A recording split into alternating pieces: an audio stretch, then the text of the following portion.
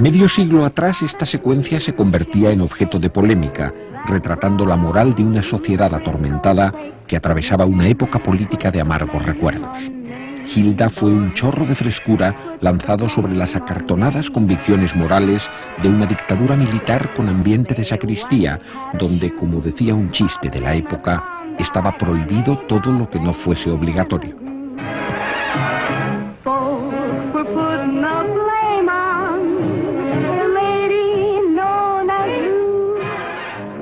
Con solo quitarse un guante, Rita Hayworth excitó a media España y escandalizó a la otra media. Aquel guante burló todas las barreras de la censura, produciendo una sensación de liberación erótica. Y los curas clamaron contra Hilda desde los púlpitos, porque aquella hembra vestida de negro les parecía la encarnación más perfecta lograda por Satanás para robar almas del enorme purgatorio que era España.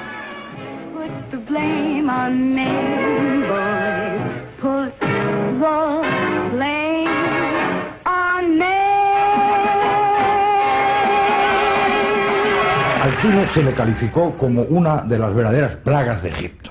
Tan es así que el padre Ayala, un sabio jesuita que en aquel entonces prodigó muchas definiciones que tuvieron una validez tremenda, dijo que el cine era peor que la guerra, era peor que la bomba atómica. Es decir, llegó ya a considerar el cine como el factor disolvente más monstruoso que pudieran ver los siglos. Y hay el caso concreto de un obispo que, en la representación de cierto filme, llevaba a sus muchachos de Acción Católica a las colas para disuadir a los espectadores que iban a adquirir su localidad y advertirles que podían condenarse si entraban en aquel local para ver semejante inmoralidad.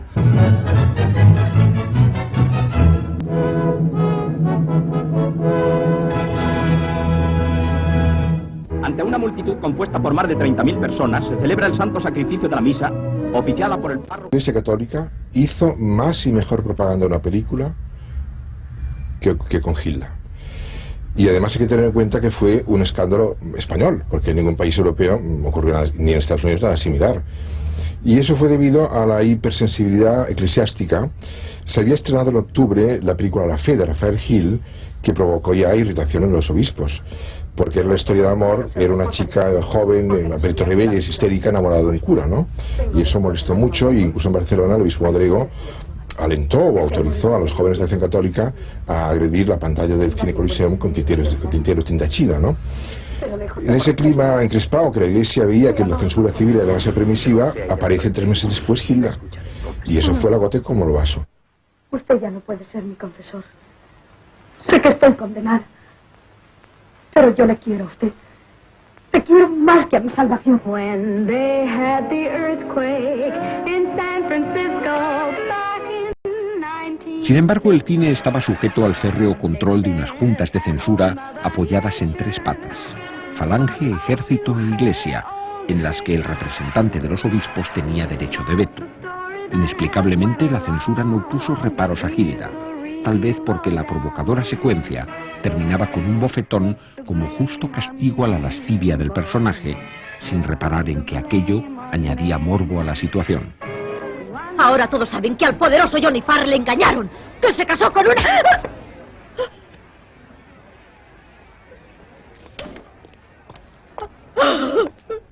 Yo pienso que no es lo mismo ver una película en una salita medio adormecidos, a lo mejor después de comer, y después de ver, era la segunda película que veían en el día, y sin ninguna traslación de la gente, que no verla en una sala repleta. Lo curioso es que esa película pasase en la censura española. Como sabes muy bien, la censura española era un búnker, y como tal búnker estaba muy alejado de la realidad. A veces no veía 3 en un burro. Ninguna película entonces tenía problemas, ninguna película nacional, porque todas las películas nacionales que se hacían eran adictas. La no adicción al franquismo viene unos años más tarde. Consideraron que los centímetros de carne que se exponían no eran muchos, pero eran muy expresivos, esos centímetros de carne. Y no solo era eso, era la mirada, el contoneo. La cosa moral la llamaba más bien el nacionalcatolicismo, que era el que imperaba llevando la guía moral del país. En ese caso, pues naturalmente todos estos jóvenes lanzaron cosas contra los carteles, los ensuciaron, le hicieron una campaña contra la visión de la película y sobre todo contra la personalidad de Rita Hayworth, que era la gran perturbadora, la gran mujer que iba naturalmente a llenar la cabeza de los jóvenes de imágenes lúbricas, de imágenes lascivas, que es lo que indudablemente la censura perseguía evitar, porque una de las bestias negras de la censura era naturalmente hacer que los jóvenes no incurrieran en los pecados nefastos solitarios. El escándalo de Hilda convirtió a Rita Hayworth en el mayor mito erótico de una España en blanco y negro. Aquella pelirroja que la propia Iglesia identificaba con el pecado protagonizó las fantasías eróticas secretas de toda una generación de jóvenes para los que el amor era una fruta prohibida cuando se condenaban los bailes agarrados y se castigaba severamente cualquier beso o caricia en público.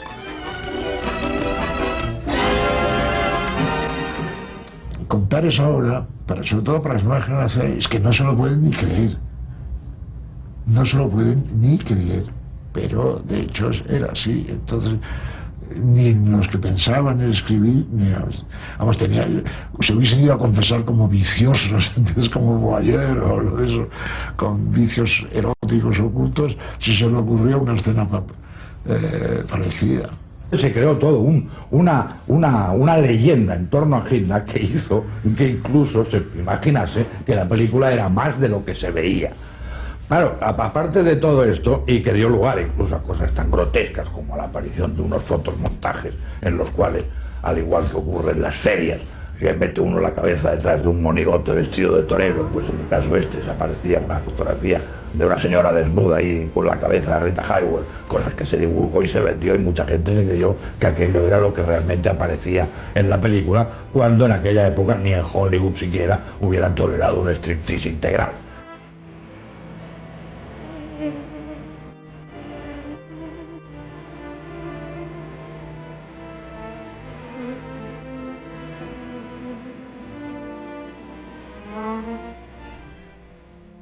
Hilda fue un gran éxito en todo el mundo y representó la cumbre de la carrera cinematográfica de Rita Hayworth. Sin embargo, fue una película casi improvisada. Los diálogos se modificaron durante el doblaje y los números musicales se añadieron a última hora.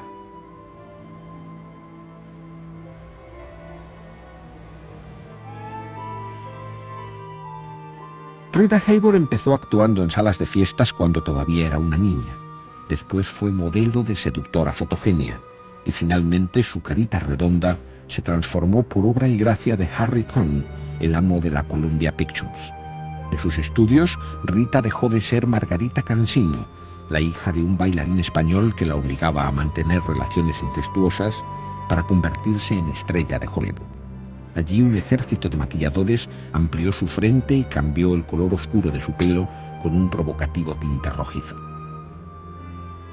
Lejos de los tópicos publicitarios que la definían como diosa del amor, Rita explicaría sus fracasos sentimentales diciendo que los hombres se iban a la cama con Hilda y se despertaban con ella.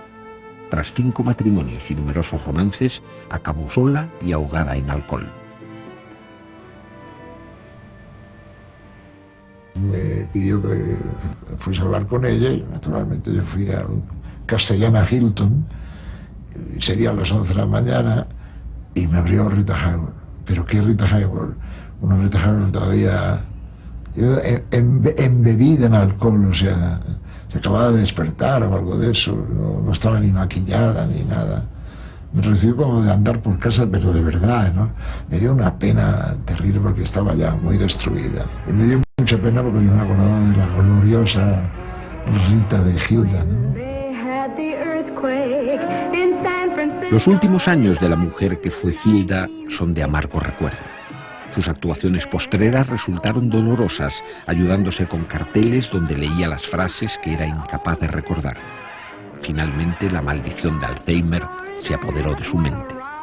Yasmín, la hija que tuvo con Ali Khan, la cuidó hasta que en 1987 descansó en una fosa de Cal City.